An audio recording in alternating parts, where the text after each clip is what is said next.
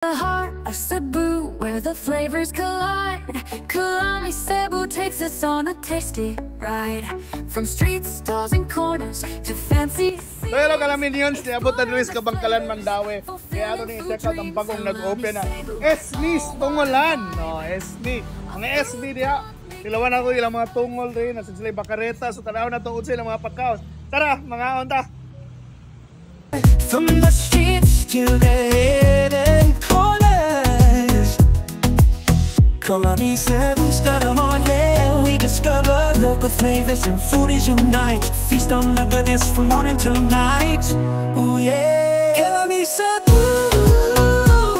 oh so divine. A food book that'll make your taste buds shine. From hole in the wall to don't need the lights. Come join the journey. It's a foodie's delight. Taste the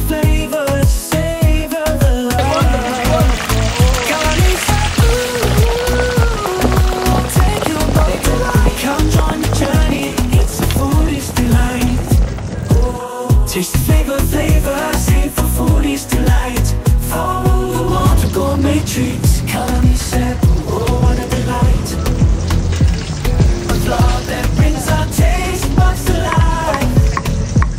From street food stalls to hidden gems, championing the people, the local food gems. With each bite we take, a story unfolds. The passion and love,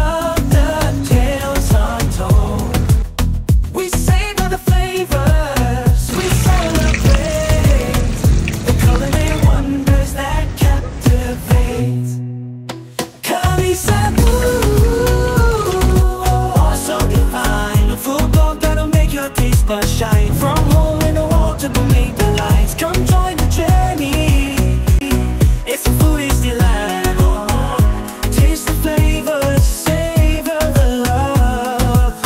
Kalami Cebu, take your bite to light. Come join the journey. It's a foodie's delight.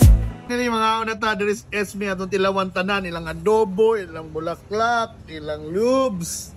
O, di ba? Ilang tungol. O, di ba? Of course, ang ilang bakareta, kung ganan mong sabaw na sila. And of course, natay puso. And very generous kayo sila sa sibuyas ba. Kung ganahan kang sibuyas ba, pwede pagiging ka mangayo tingali. Of course, huwag mo sa tatatong sausawan. So, sa may mong combo sausawan ba? Ako, of course, tuyo gamay. Sili, sili, suka. Umbaw na Time for our first bite. So nahon din nato ato paboritong loops. Natingin pagkaluto, estado kaayo.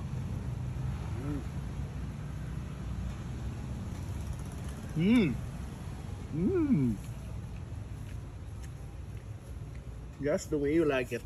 Later ato sa i-find out kung saan nila pag-process, ano na naon. Alagay na, pati na yung adobo.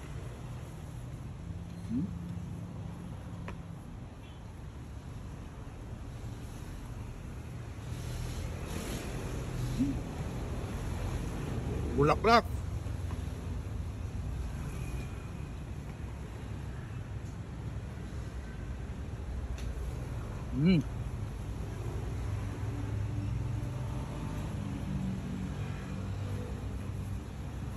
Tungol.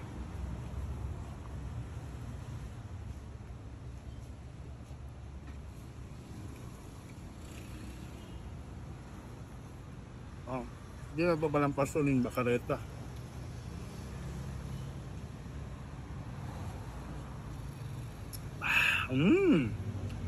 Laban kayo. At maaslom, pwede pag mo pus anong sili kung ganang kang mashang. Perfect kayo mga labi na kong sigig uwan. Nagabang pampainit sa tiyan.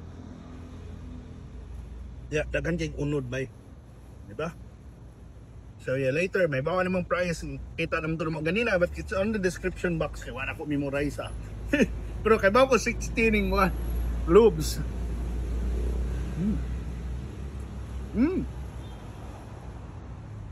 Tama na, mag-enjoy sa magkaon. So later, magtiwas ta. So bay, tanong gipasingot jud ko kay lamhi kay daon na mo pero dire sa luyo bay. Pala preparation area, one is twiste. Hilay pabukala ning mga timplahan, nagi garlic, salt, pepper, bay leaf, pwede na ko ingon ang recipe. Ako na, simplado gini lang kuan. Umani ang mga klase-klase, mga tungol ni. Di ba? Dubo, tungol, mga laman, loob. So mana bay, ang SME's tungolan, abre ni 8 to 8 daily bay. So mana, di ka magproblema, ano ba? Maay ka pag-prepara, ila ko nung yung limpiyuhan ng tarong ilang kuan ba? Ilang mga tungol, ilang mga innards. Pabukalan yun. Para sigurado sa kalidad bay. And karon samtang di pasamok bay, di ba? Nindot yun kayo ilang tungulan kanan kay ayahay, hapsay. Kuan kayo. Like in proseso kita mo ganin sa pag-fry, di ba? So they're located by the way here in Kabangkalan. At pagkita lang ang Kabangkalan Market at bang niya na Santo Niño Chapel o tapad niya ang SME's tungulan. Na daghan kay signage ng anig now. Ay kalimti 8 to 8. Abre sila daily. So mana visit niya mo pohon. O king na kung sa inyo mga paborito rin. Ako nag-enjoy yung gumay. And I'm so happy na ako'y nakitang tungulan dire. And supposedly din na ako i-post para kay Bao. Pero of course, para rin ninyo ba mga utag tungol ba dire sa SME's tungulan. First taste to the